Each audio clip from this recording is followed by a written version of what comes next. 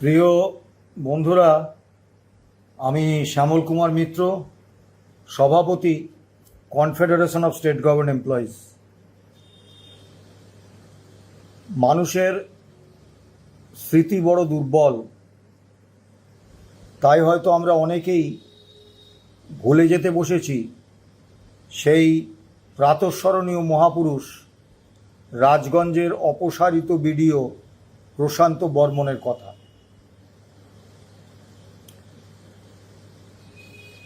এখন স্বাভাবিকভাবে ভোট এসে গেছে এবং আপনারা দেখেছেন কংগ্রেস দল এখনো পর্যন্ত তাদের প্রার্থী তালিকা প্রকাশ করেনি। শুনেছি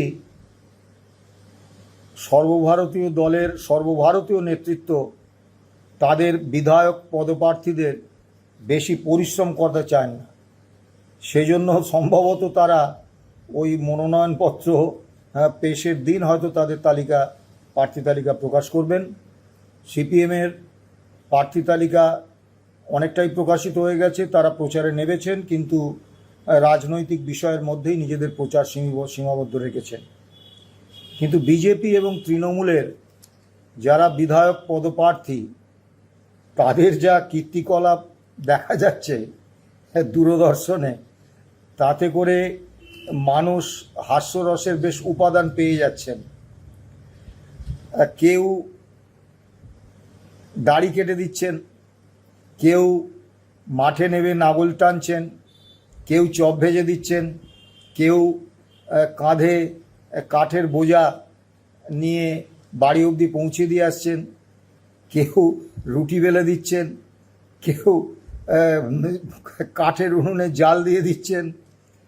তো এখন পরিস্থিতি এমন জায়গায় গিয়ে পৌঁছিয়েছে, যারা ভোটার তারা এখন শৌচালয়ে যেতে ভয় পাচ্ছেন, কারণ শৌচালয়ে শৌচকর্মের পরে যে জল দিয়ে যে ধৌতকরণ প্রক্রিয়া, সেটা না কোনো বিধায়ক পদপ্রার্থী এসে করে দেওয়ার জন্য ওই টয়লেট ভেঙে ঢুকে গিয়ে সেই কাজটা করে ফেলে।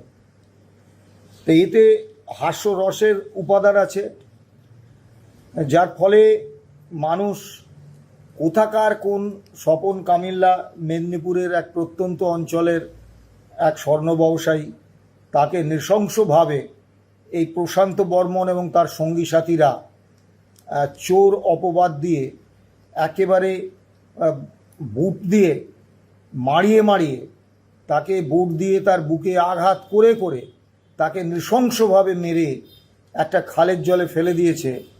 এই ঘটনা মানুষ বিস্মিত হয়ে গেছেন, কারণ এত নিত্য নতুন বিনোদনের উপাদান আসছে, কিন্তু আমরা ভুলতে পারি না, কারণ আমরা তো দীর্ঘকাল প্রশাসনের অংশ ছিলাম এবং এই প্রশান্ত বর্মনদের মতো এই ধরনের কুলাঙ্গারদের জন্য আমাদের সার্ভিসের ভয়ঙ্কর বদনাম হয়।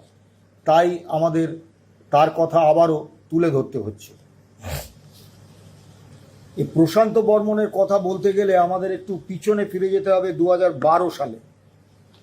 2012 সালে পিএসসি চেয়ারম্যান ছিলেন নুরুল হক আইএএস, অন্য সদস্যরা ছিলেন Nanigopal Mukherjee, retired engineer in chief PWD, S Sarkar, retired WBCS, Debapriya Mallick, nominated member, তৎকালীন খাদ্যমন্ত্রী, পরবর্তীকালে জেল খাটা জ্যোতিপ্রিয় মল্লিকের ভাই, দীপঙ্কর দাশগুপ্ত, ইনিও নমিনেটেড মেম্বার, ওই জেল খাটা আসামি পার্থ চট্টোপাধ্যায়ের ঘনিষ্ঠ। তা 2012 সালে অভিযোগ উঠেছিল যে রাজ্যের এক প্রভাবশালী মন্ত্রী ডাব্লিউবিসিএস প্যানেলে কয়েকজনের নাম ঢুকিয়ে দেওয়ার জন্য সুপারিশ করেন। শ্রী নুরুল হক তাতে রাজি হননি, কিন্তু তিনি বিষয়টি চিফ সেক্রেটারিকে জানান। যথারীতি প্রত্যাশা মতোই চিফ সেক্রেটারি কোনো ব্যবস্থা নেননি এবং অবশেষে এই যারা ডাব্লিউবিসিএস প্যানেলে কিছু নাম ঢুকিয়ে দেওয়ার জন্য সুপারিশ করছিলেন, তাদের কলকাঠিতে নুরুল হককে পদত্যাগ করতে হয়। এরপরে আসুন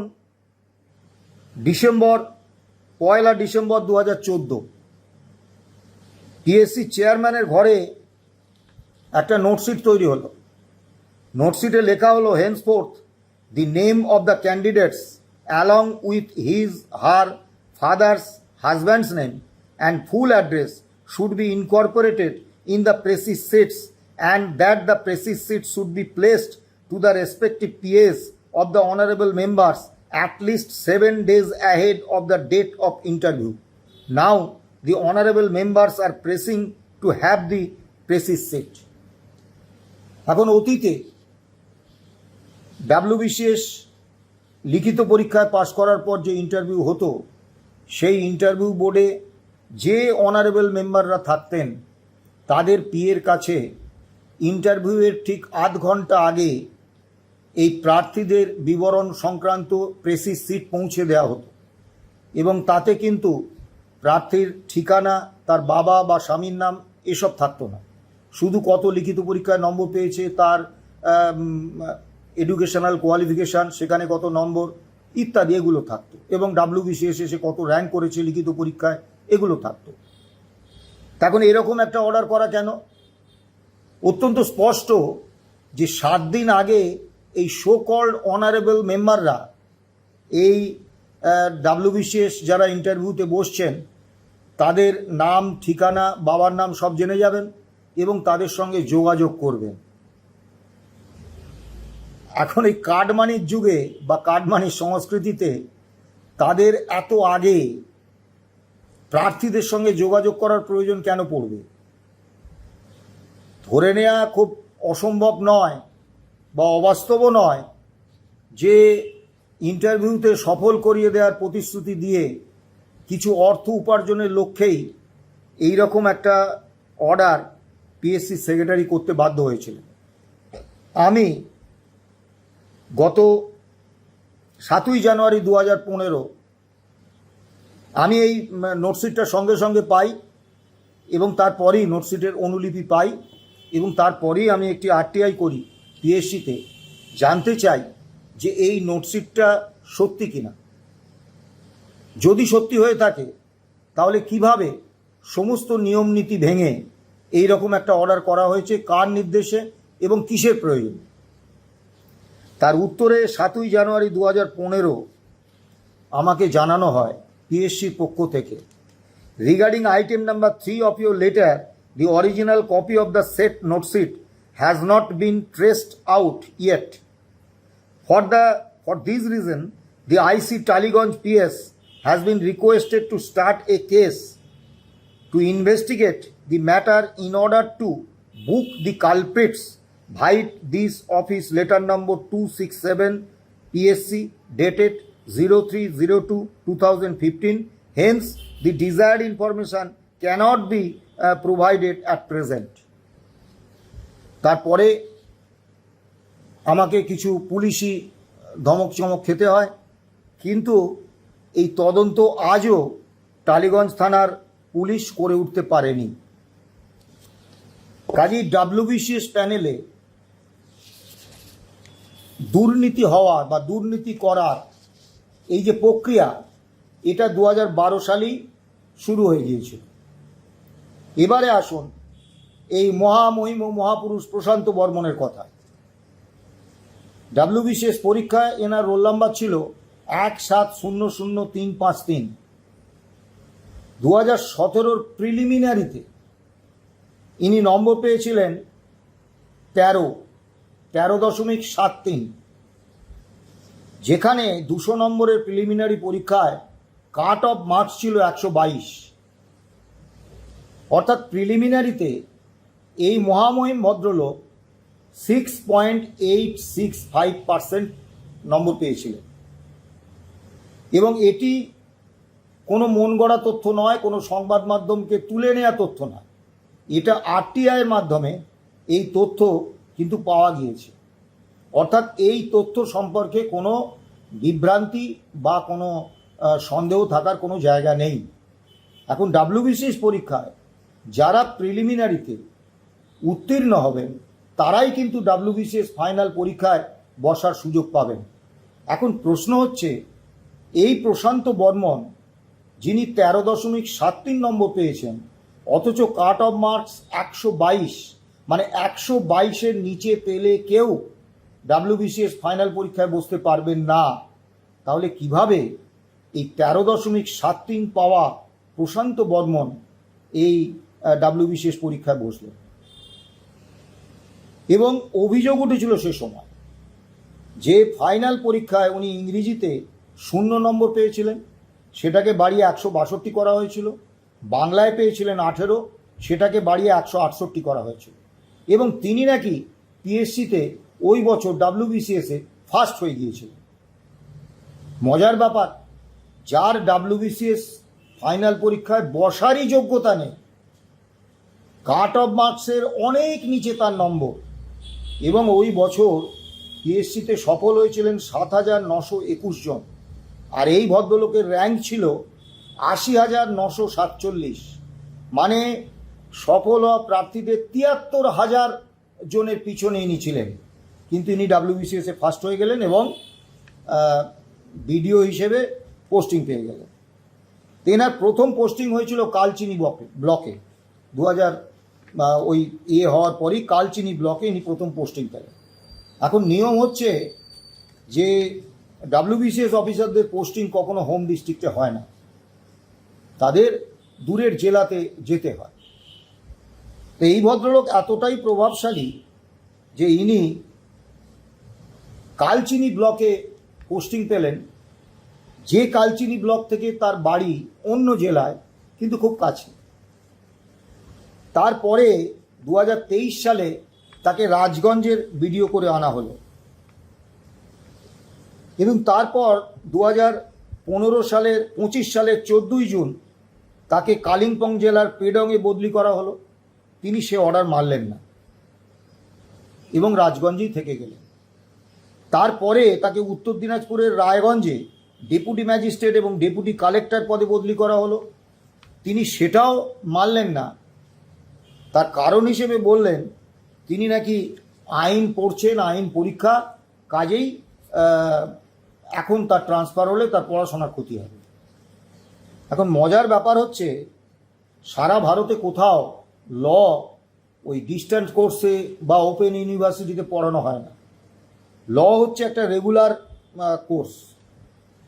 তা কাজেই এই ল পড়তে গেলে তাকে কিন্তু ল কলেজে ভর্তি হতে হয়েছে এবং ল কলেজে নিয়মিত ক্লাস করতে হয়েছে।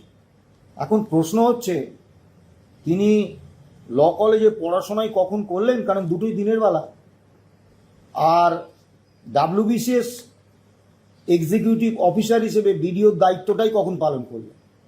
তিনি তো যে কোনো একটা জায়গায় ফাঁকি দিয়েছেন। হয় বিডিও হিসেবে তিনি কোনো কাজ করেননি, যতদিন ওই ল পড়েছেন 3 বছর 4 বছর যাই, 4 বছর 5 বছর যাই হোক, সেই সময়টা তিনি ল কলেজে দিয়েছেন আর সরকারি কোষাগার থেকে বেতনটা তুলে নিয়েছেন, কিন্তু বিডিও হিসেবে কোনো কাজ করেননি। অথবা দ্বিতীয়টা হতে পারে যে তিনি ল কলেজে ম্যানেজ করেছেন, তার প্রেজেন্টটা পার্সেন্টেজ যেটা দরকার সেটা দিয়ে দেওয়া হয়েছে। এখন এই দুটোই কিন্তু ভয়ঙ্কর দুর্নীতি। তার বিরুদ্ধে কোনো তদন্ত হয়নি, কিন্তু তাকে আমরা যে কোনো চাকরিরত অবস্থায় কিছু পড়তে গেলে আমাদের কিন্তু পার ডিপার্টমেন্ট থেকে অনুমোদন নিতে হয়। এখন পার ডিপার্টমেন্টের কোন অফিসার তাকে এই অনুমোদন দিলেন? যদি দিয়ে থাকেন, কিসের বিনিময়? সরকারি কর্মী হিসেবে তার কাজ ক্ষতিগ্রস্ত হতে পারে এটা জেনেও কিভাবে তিনি এই পড়ার অনুমোদন দিলেন? এবারে এই ভদ্রলোক কিন্তু বেশ মানে কাজকর্মে বেশ দক্ষ। তিনি বিডিও হয়েছেন। তা বিডিওর যা বেতন, তাতে খুব বেশি কিছু সম্পদ করা যায় এরকমটা কিন্তু নয়।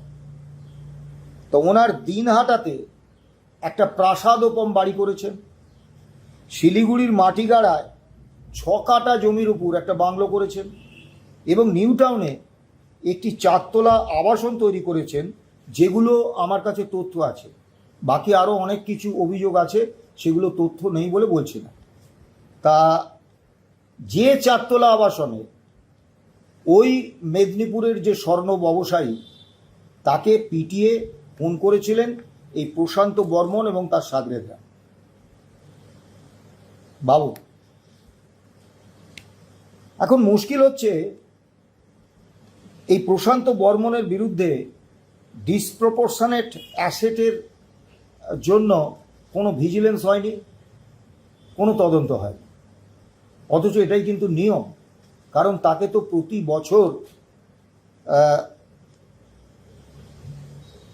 জানাতে হয়েছে তার দপ্তরকে, পার ডিপার্টমেন্টকে, যে তার সম্পত্তির পরিমাণ।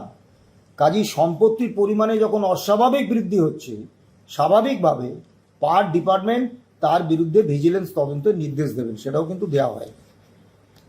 এবার ইনি কত বড় প্রভাবশালী মানুষ, ইনি যে বছরে WBCS পেয়েছেন সেই বছরে প্রশান্ত বর্মনের মতো আরও অনেক WBCS এক্সিকিউটিভ অফিসার চাকরি পেয়েছেন, তারা সসম্মানে আজও চাকরি করছেন। অভিযোগ, এদের একটা বড় অংশ তারা ঘুষ দিয়ে চাকরি পেয়েছেন, তারা প্রিলিমিনারিতেও পাস করেননি এবং ফাইনাল পরীক্ষাতেও পাস করেননি। তাদেরকে ওই যেরকম প্রশান্ত বর্মনকে বাংলার ইংরেজির 0 বাড়িয়ে 162 করে দিয়ে চাকরি দেওয়া হয়েছে, বাংলার 18 বাড়িয়ে 168 করে চাকরি দেওয়া হয়েছে, ঠিক একইভাবে তাদের চাকরি দেওয়া হয়েছে। এটা অভিযোগ। প্রশান্ত বর্মনের ক্ষেত্রে বিষয়টা প্রমাণিত সত্য, কিন্তু অন্য WBCS অফিসারদের ক্ষেত্রে এটা অভিযোগ। স্বাভাবিকভাবে পিএসসির একজন অবসরপ্রাপ্ত কর্মচারী রামচন্দ্র ভট্টাচার্য, তিনি পিএসসিতে মামলা করলেন যে এই বিপুল যে বেআইনি দুর্নীতিমূলক নিয়োগ WBCS এক্সিকিউটিভের মধ্যে একটা গুরুত্বপূর্ণ সার্ভিসে, এর বিরুদ্ধে আদালত তদন্তের নির্দেশ দিন এবং যথাযথ তদন্ত হয়ে বেরিয়ে আসুন। দুর্ভাগ্যের বিষয়, 4 জন স্থায়ী এবং 2 জন অস্থায়ী প্রধান বিচারপতি কলকাতা হাইকোর্ট থেকে চলে গেছে। আজও এই মামলার কোনো রকম শুনানি বা কোনো রকম তদন্তের নির্দেশ কিছুই কিন্তু হয়নি। কিন্তু সরকার তৎপরতার সঙ্গে একটা কাজ করেছে, সেটা কি, ওই পিএসসিতে একজন সহসচিব ছিলেন, অ্যাসিস্ট্যান্ট সেক্রেটারি, তার নাম বিপুল রায়। তিনি WBCS এক্সিকিউটিভে এই যে নিয়ম বহির্ভূত বেআইনি এবং দুর্নীতিমূলক নিয়োগ, এর বিরুদ্ধে তিনি সরব হয়েছিলেন, সোচ্চার হয়েছিলেন, মহা অপরাধ করে ফেলেছেন। তিনি তখন অসুস্থ, তাকে 2018 সালের 20 জুন একেবারে প্রত্যন্ত গরুবাথান ব্লকে তাকে ডিটেলমেন্টে বদলি করে দেওয়া হলো। এখন কোনো ব্লকে অ্যাসিস্ট্যান্ট সেক্রেটারির সমতুল কোনো পদ নেই, অর্থাৎ যে জায়গায় অ্যাসিস্ট্যান্ট সেক্রেটারির কোনো সমতুল কোনো পদ নেই, সেই ব্লকে এই বিপুল রায় অ্যাসিস্ট্যান্ট সেক্রেটারি, তার কোনো কাজও নেই। অর্থাৎ শুধুমাত্র দুর্নীতির বিরুদ্ধে সোচ্চার হওয়ার অপরাধে এই বিপুল রায় অ্যাসিস্ট্যান্ট সেক্রেটারিকে গরুবাথানের ডিটেলমেন্টে ট্রান্সফার করে তার উপর শাস্তির খাড়া নামিয়ে এনেছিলেন, পিএসসির অন্যান্য কর্মচারী এবং আধিকারিকদের কাছে একটা বার্তা দিতে যে এই দুর্নীতির বিরুদ্ধে কিছু বলা যাবে না। তা এবারে আসুন, এই মহামহিম প্রশান্ত বর্মন, তিনি সংবাদ মাধ্যমে বহু আলোচিত বিষয় যে তিনি দুর্নীতির মাধ্যমে নিয়োগ পেয়েছেন, এটা কিন্তু প্রমাণিত সত্য। অন্য WBCS অফিসারদের ক্ষেত্রে বিষয়টা অভিযোগ, আদালত তদন্তের নির্দেশ দিলে তদন্ত হবে, তদন্ত হলে আমরা জানতে পারবো যে হ্যাঁ ওগুলো দুর্নীতিমূলক নিয়োগ। কিন্তু দুর্নীতিমূলক নিয়োগের যে অভিযোগ ওই রামচন্দ্র ভট্টাচার্য করেছেন, সেই অভিযোগপত্রে কিন্তু যথেষ্ট প্রামাণ্য নথি রয়েছে বিশ্বাস করার। এবং মজার ব্যাপার দেখুন, এই প্রশান্ত বর্মন এতটাই প্রভাবশালী যে খোদ কলকাতা হাইকোর্টে এই 2017 থেকে আজকে 2026 এই মামলার কোনো শুনানি হলো না, কোনো তদন্তের নির্দেশ হলো না, এবং আদালত কার্যত একেবারে দার্শনিক সুলভ নিরাসক্ত ভূমিকায়। ভাবুন, মানুষ যাবে কোথায়? তো এই প্রশান্ত বর্মন তো অত্যন্ত করিতকর্মা মানুষ, তার বাড়িতে নাকি সোনা চুরি হয়েছে, সেই জন্য তিনি মানে খুঁজে নাকি বার করেছেন, তিনি তদন্ত অফিসারের দায়িত্ব নিয়ে নিয়েছেন, তিনি থানায় কোনো এফআইআর করেননি। একজন সরকারি আধিকারিকের বাড়িতে যদি চুরি হয় তার প্রথম কাজ হচ্ছে তিনি স্থানীয় থানায় অভিযোগ করবেন, এফআইআর করবেন। তিনি করেননি, তিনি নিজেই দায়িত্ব নিয়ে নিয়েছেন তদন্ত করার, যে অধিকার তার নেই। এবার তিনি মেদিনীপুরে গিয়ে সরকারি গাড়িতে, নীল বাতি লাগানো সরকারি গাড়িতে তিনি মেদিনীপুরে গিয়ে ওই স্বপন কুমার কামিল্লাকে তুলে আনলেন এবং তার ওই ফ্ল্যাটে নিউ টাউনে 4 তলা যে আবাসন তার, সেই আবাসনে নিয়ে এসে তাকে নৃশংসভাবে পিটিয়ে তাকে খুন করলেন, তার দেহটা ফেলে দিলেন। মজার ব্যাপার হচ্ছে এই মামলায় অন্য যারা অভিযুক্ত তাদেরকে কিন্তু পুলিশ গ্রেপ্তার করেছে, কিন্তু মূল অভিযুক্ত প্রশান্ত বর্মন তাকে পুলিশ গ্রেপ্তার করতে পারছে না। তা পুলিশের নাগের ডকা দিয়ে তিনি আগাম জামিন নিয়ে নিয়েছিলেন নিম্ন আদালত থেকে, সেটা হাইকোর্টে খারিজ হয়ে যায়। তারপর তিনি সুপ্রিম কোর্টে যান এবং সুপ্রিম কোর্টে গিয়ে সেখানেও কিন্তু তার আগাম জামিনের আবেদন খারিজ হয়ে যায় এবং সুপ্রিম কোর্ট অত্যন্ত কঠোরভাবে বলে তাকে অবিলম্বে নিম্ন আদালতে আত্মসমর্পণ করতে। তিনি তা করেননি, তিনি সুপ্রিম কোর্টেরও ওপরে। এবং এতদিন শুনছিলাম যে এই প্রশান্ত বর্মনকে নাকি খুঁজে পাওয়া যাচ্ছে না, তিনি হয়তো বিদেশে চলে গেছেন বা ইত্যাদি ইত্যাদি। কিন্তু সেই ভুল ভাঙল গত 14ই মার্চ 2026 তিনি দুপুর 2:30টার সময় জলপাইগুড়ির রাজগঞ্জ ব্লক অফিসে তিনি এলেন। কিসে এলেন? ম্যাজিস্ট্রেট লেখা, হুটার বাজানো, নীল বাতি জ্বালানো একটা সাদা গাড়িতে, সরকারি গাড়িতে চেপে তিনি বিডিও অফিসে এলেন গত 14ই মার্চ শনিবার। এখন প্রশ্ন হচ্ছে, যে বিডিওকে পুলিশ খুঁজে পাচ্ছে না, যে বিডিওকে নাকি সুপ্রিম কোর্ট যার আগাম জামিনের আবেদন খারিজ করে তাকে অবিলম্বে আত্মসমর্পণের নির্দেশ দিয়েছে, সেই বিডিও কিন্তু রাজগঞ্জেই আছেন। রাজগঞ্জে আছেন বলেই তো তিনি রাজগঞ্জ বিডিওতে একেবারে হুটার লাগানো, ম্যাজিস্ট্রেট লেখা, নীল বাতি দেওয়া সাদা গাড়ি চেপে একদম রাজপুরুষের মতো রাজগঞ্জ বিডিও অফিসে যেতে পারেন। তিনি গেছেন এবং সাংবাদিকরা জলপাইগুড়ির এক শীর্ষ পুলিশ কর্তাকে জিজ্ঞেস করছেন যে প্রশান্ত বর্মনকে আমরা খুঁজে পাচ্ছেন না, তা প্রশান্ত বর্মন তো এরকম রাজগঞ্জের বিডিও অফিসে এসেছে, তা তাকে আপনারা গ্রেপ্তার করছেন না কেন? সেই অফিসার নাম গোপন রাখার শর্তে ওই সাংবাদিককে বলেছেন, সেটা সংবাদ মাধ্যমে প্রকাশ হয়েছে, যে খবরটা শুনেছি, তবে কিছু করার নেই, ওয়ারেন্ট আমাদের কাছে নেই, নির্দেশও নেই। এ তো স্তম্ভিত করে দেওয়ার মতো ব্যাপার। একটা নৃশংস খুনের মামলায় যিনি মূল অভিযুক্ত, যার জামিনের আবেদন সুপ্রিম কোর্ট পর্যন্ত খারিজ করে দিয়েছে, তার বিরুদ্ধে পুলিশ এখনো পর্যন্ত কোনো ওয়ারেন্ট জারি করেনি, তাকে গ্রেপ্তার করার কোনো নির্দেশ নেই। এই কোন রাজত্বে আমরা বাস করছি? এটা বুঝে নিতে অসুবিধে হওয়ার কথা নয়। এই প্রশান্ত বর্মন সরকারের জামাই হিসেবে সরকারি আশ্রয়েই আছেন, সেই জন্যই পুলিশ তাকে ছুঁতে পাচ্ছে না। এখন সরকারের এই প্রিলিমিনারিতে 13 পাওয়া, দুর্নীতির মাধ্যমে নিয়োগ পাওয়া প্রশান্ত বর্মনের প্রতি এত দরদ কেন? তার কারণটা কিন্তু আপনারা খুঁজে পাবেন। যে সোনা চুরির অভিযোগে এই স্বর্ণ ব্যবসায়ীকে নৃশংসভাবে পিটিয়ে মারলেন এই প্রশান্ত বর্মন, তিনি কিন্তু পরে বললেন আমার বাড়িতে কোনো সোনা চুরি হয়। তো সোনা চুরি যদি না হবে তাহলে তিনি এই স্বপন কামিল্লাকে সেই সোনা চুরির অভিযোগে মারলেন কেন? আবার অন্য যারা অভিযুক্ত তারা কিন্তু পুলিশকে জানিয়েছেন যে হ্যাঁ সোনা চুরির অভিযোগই হয়েছে এবং ওই স্বর্ণ ব্যবসায়ী নাকি স্বীকার করেছিলেন তিনি চুরি যাওয়া সোনা কিনেছিলেন। এখন এই সোনা চুরির অভিযোগটা প্রশান্ত বর্মন কেন অস্বীকার করছেন? কারণটা হচ্ছে তিনি যে সোনা তার কাছ থেকে গেছে এটা তিনি তথ্য হিসেবে রাখতে চান না। কেন রাখতে চান না?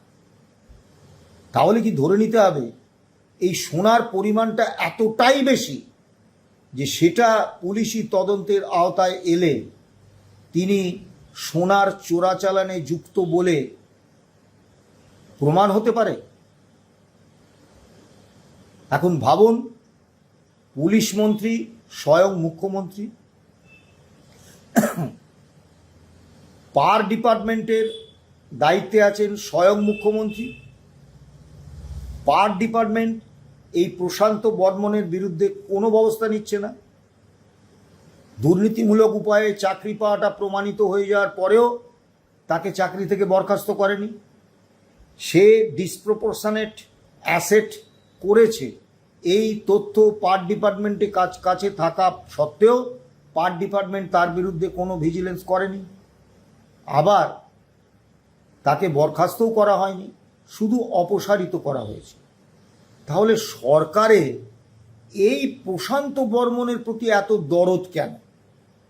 তাহলে কি আমরা ধরে নেব এই যে বহু প্রচলিত 25:75 রেশিওতে এই প্রশান্ত বর্মন এমন কারোর কাছে বিপুল পরিমাণ অর্থ পাঠিয়েছেন যারা আতঙ্কে আছেন যে প্রশান্ত বর্মন ধরা পড়লে এবং তিনি মুখ খুললে তারা বিপদে পড়বেন?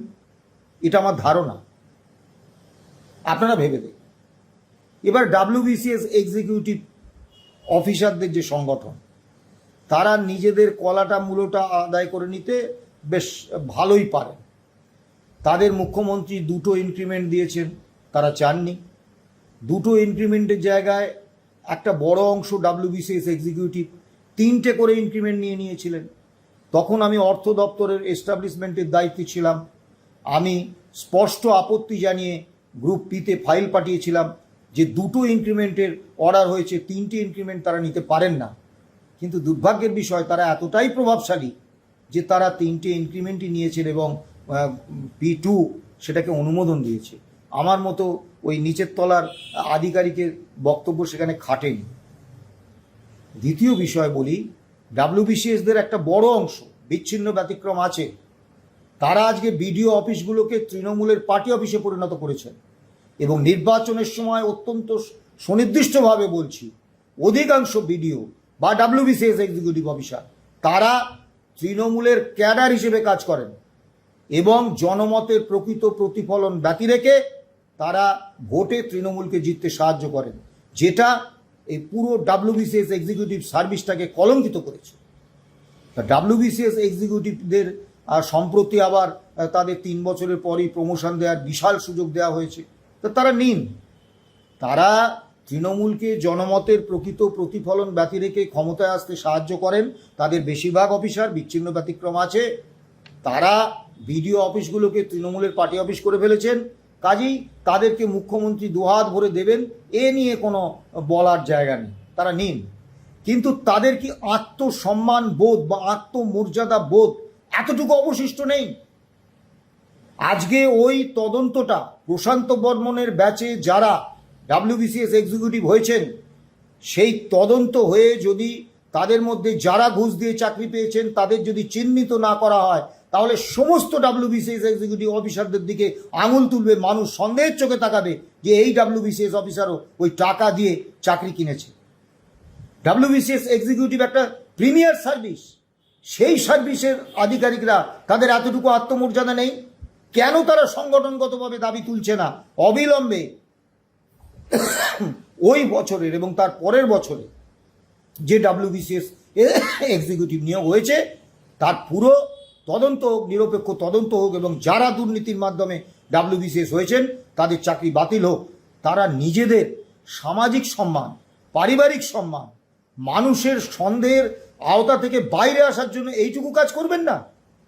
তারা চুপচাপ বসে আছেন। WBCS এক্সিকিউটিভ অ্যাসোসিয়েশনের যারা কর্তা ব্যক্তি আছে একটু ভাবুন। আর রাজনৈতিক দলগুলো তারা এত ছোটোখাটো ব্যাপারে নাক গলায় না। এই যে ভয়ঙ্করভাবে একজন বিডিও তিনি একটা খুন করে, নৃশংস খুন করে আজও আইনের আওতার বাইরে রয়েছেন, তার বিরুদ্ধে রাজনৈতিক দলগুলোর কোনো বক্তব্য নেই। খুব দুর্ভাগ্যের বিষয়। নমস্কার, ভালো থাকবেন, সুস্থ থাকবেন।